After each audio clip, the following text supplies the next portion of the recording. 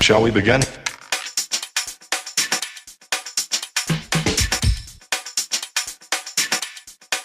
Let's begin now.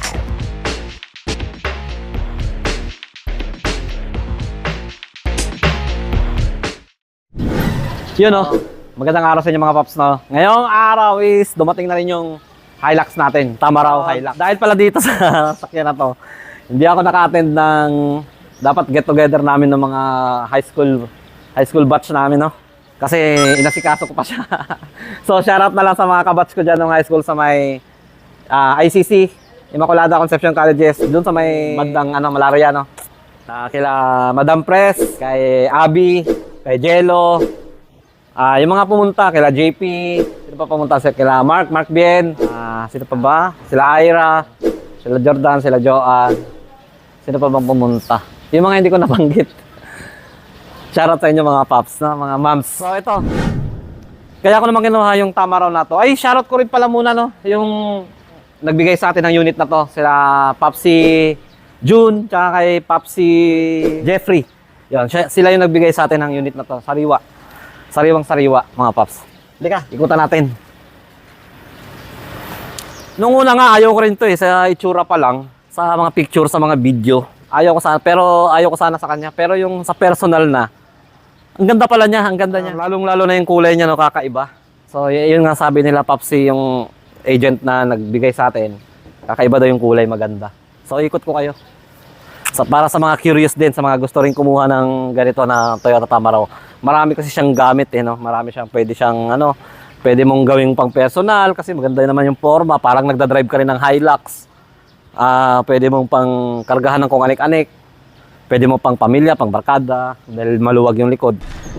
So, kinuha ko rin to dahil, siyempre, pag bumabiyahe tayo ng malayuan, di ba? Luzon, Visayas, Mindanao, para may makarga tayo, tsaka di na tayo mga problema sa tulugan. Yung number one problema, tulugan. Makaka-budget, budget meal dahil yung, lalo na pag sa hotel, di ba? Mahal bayad ng mga hotel. So, kaya, isa sa dahilan kaya kumuha rin ako na nito. Okay, ikot ko kayo. So, dito muna tayo sa labas pala, no? Labas. So, yung labas niya, tingnan nyo naman, ang pogi niyan, mga paps. Ayun, no? Di ba? Hindi ko naman siguro kailangan paliwanag pa. Naka-daily, running light tayo. Ay, to? Daily time, running light. Then yan, ang pogi ng forma niya. Parang Hilux talaga ang datingan, di ba? Yan. Tapos dito, sino yung tumatawag? Tapos dito, sa gulong natin, meron tayong ito. Gusto ko rin yung mags niya, naka-mags siya, no? Yung isa kasi, isang variant, hindi siya naka-mags, naka-steel rim lang. So, ito yung niya, number 21565 R16. So, 16 yung size niya. Tapos, naka-Bridgestone tayo. Lapit mo, alay. Ayan yan, naka-Bridgestone, Duravis. Magandang klase rin yung gulong. Gusto ko nga palitan to, kaso lang, saka na siguro pagka napudpud na. Gusto kong palakihan ng gulong, eh. Pero hayaan muna natin ang stock muna ang mapudpud, di ba? Pudpurin muna natin yan, sayang naman. Yan, sa likod. Ito, ingat lang talaga dito kasi walang cover. Konting lang, baka mag-crack na yan. Yun lang niya na. Ikutan muna natin yung labas.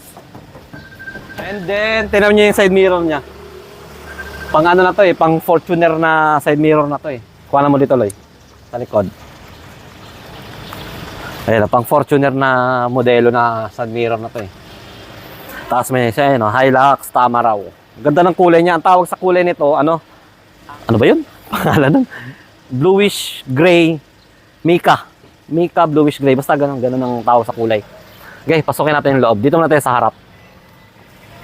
Yan! So dito, tingnan yung mga paps. Ito, ang ganda ng sidings niya, no? Ayan, tingnan nyo. Orange. Tapos naka-power lock. Ayan, all power na tayo.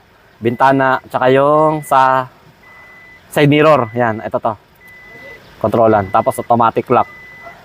Maganda yung sidings niya. Tapos dito naman sa huwag nyo napansinin yung mating mga paps kasi nilibre lang sa atin yan para hindi lang madumihan yung Ang ganda nito yan, yan Ganda nung dito niya.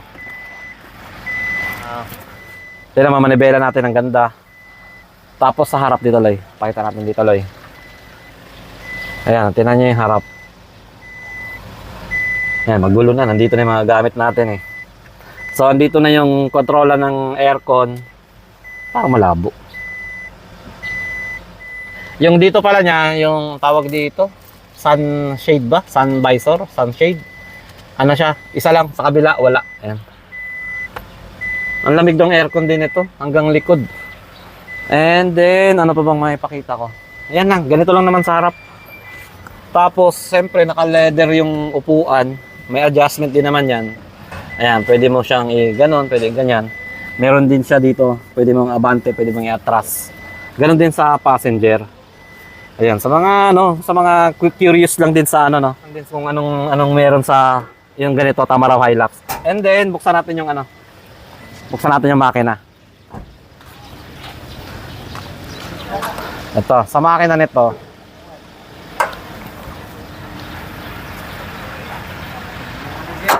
Siyempre, sinishare ko sa inyo mga paps, para may idea din kayo pagka kukuha din kayo ng ganito, no. Ito, makina natin walang cover, no? Maganda sana may cover dito na, tas may logo ng Toyota. Tapos ito, naka 2.4 na 2GD engine. So, gamit din ng mga Hilux to. Talagang Hilux talaga yung harap niya, pang Hilux. Para ka talaga nagdadrive ng Hilux pagka itong gamit mo malakas. Siyempre, matipid. Alam mo naman, pag sinabing Toyota, di ba? Pag Toyota talaga, reliable talaga yan. And then, ano pa mapakita? Pasensya na kayo mga paps, hindi tayo ganun kagaling mag-demo ng mga unit. Gaya nung dinemo ko yung motor natin na ADB 160.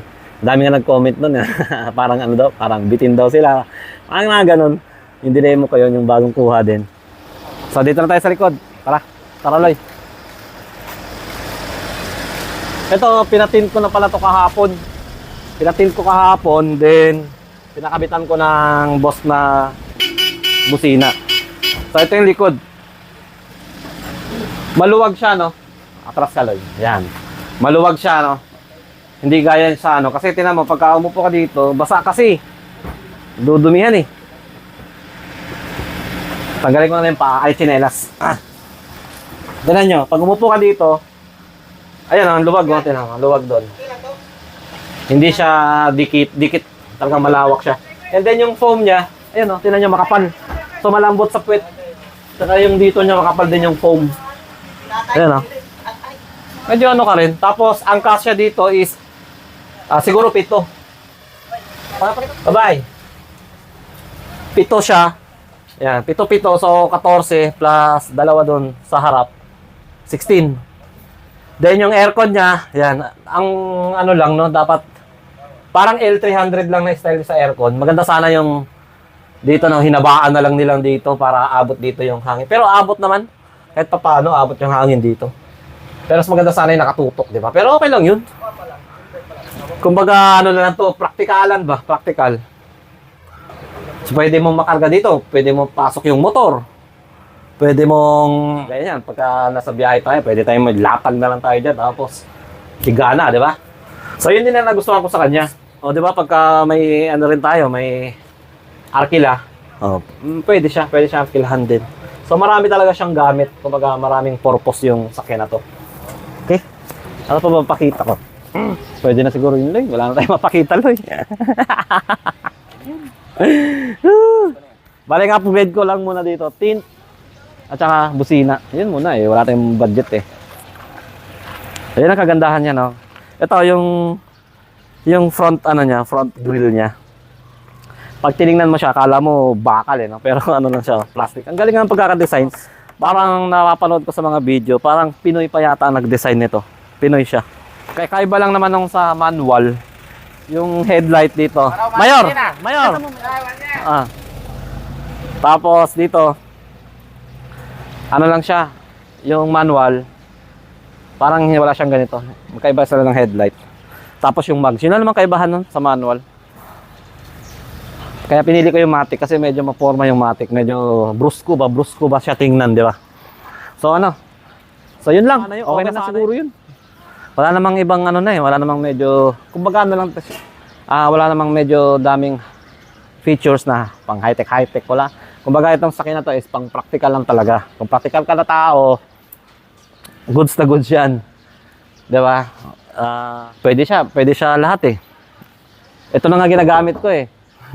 Simula kahapon, ito na yung ginagamit ko. Tapos nakargahan ko na rin siya kahapon. Ayan ang video. Pasabak agad yung ano. Si tama raw.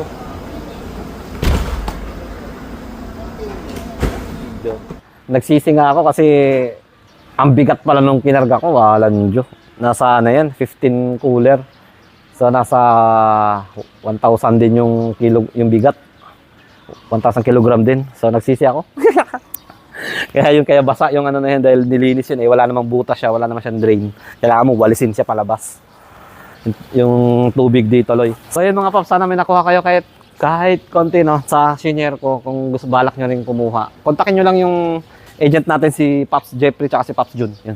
Mabibigyan din kayo ng mga class A na unit.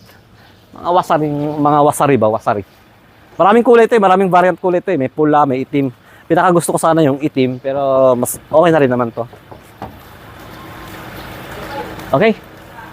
So yan. Adios mga paps. Adios.